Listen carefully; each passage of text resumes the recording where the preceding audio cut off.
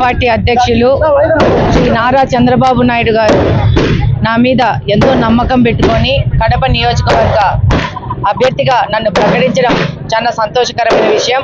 ఆయన నన్ను ప్రకటించినందుకు ఆయనకు ధన్యవాదాలు తెలియజేసుకుంటున్నాను. ఇక్కడి నుంచి వెనక్కి చూస్తే 6 నెలలకు ముందు నన్ను ఇక్కడ ఇన్ఛార్జిగా పంపించారు. 6 నెలల నుంచి చంద్రబాబు నాయుడు గారి నాయకత్వంలో ఈ కడప నగరంలో గడప గడప తిరుగుతూ ప్రజలకు చేరువవుతూ వస్తూ ఉన్నాను.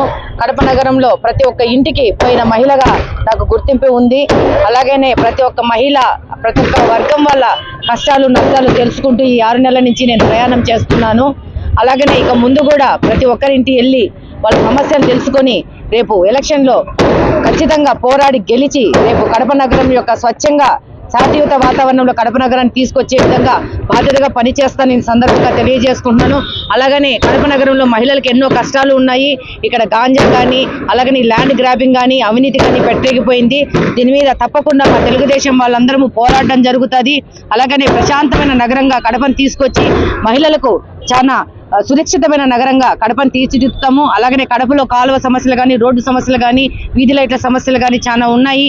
ఇవన్నీ కంప్లీట్ గా పూర్తి చేసేదానికి నేను ప్రయత్నిస్తాను గెలిచి ఇక్కడ. అలాగనే కడపలో ఎంతో మందికి ఈ జగన్మోహన్ రెడ్డి ప్రభుత్వం పింఛన్లు కట్ చేయడం జరిగింది. అలాగనే వికలాంగుల పింఛను ఒంటరి మహిళ పింఛన్లు కట్ చేయడం జరిగింది.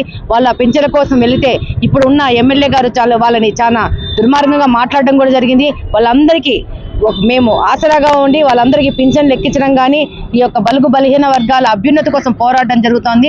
తప్పకుండా కడప నగర ప్రజలందరూ నా మీద నమ్మకం ఉంచుకొని ఒక మహిళగా సున్నిత స్వభావాలుగా వెళ్ళి ఈ యొక్క కడప అభివృద్ధి కోసం పనిచేస్తానని వాళ్ళకి విజ్ఞప్తి చేసుకుంటున్నాను. కడప నగర ప్రజలకు నేను మరొకసారి విజ్ఞప్తి, ఈసారి తెలుగుదేశం ప్రభుత్వంకి సైకిల్ గుర్తుకు ఓటేసి మహిళగా నన్ను గెలిపించాలని కోరుకుంటున్నాను. Thank you. కడప మాధవి గారు, మైదుకూరు సుధాకర్ యాదవ్ గారు, పులివెందుల నుంచి బీటెక్ రవీంద్రనాథ్ రెడ్డి గారి అభ్యర్థుల ఖరారు చేస్తూ తెలుగుదేశం పార్టీ అధ్యక్షులు చంద్రబాబు నాయుడు గారు, అలాగే జనసేన అధ్యక్షులు పవన్ కళ్యాణ్ గారు ప్రకటన చేశారు. చాలా సంతోషం. మిగతా 4 స్థానాలు కూడా వారం లోపల అవి కూడా ఖరారు అయిపోతాయని చెప్పి విశ్వాసం మాకుంది.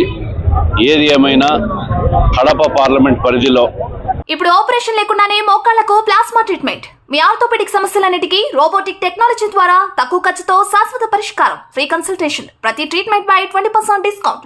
ఈ ఆఫర్ కొద్ది రోజులు మాత్రమే. త్వరపడండి. V9 hospitals 9281465842.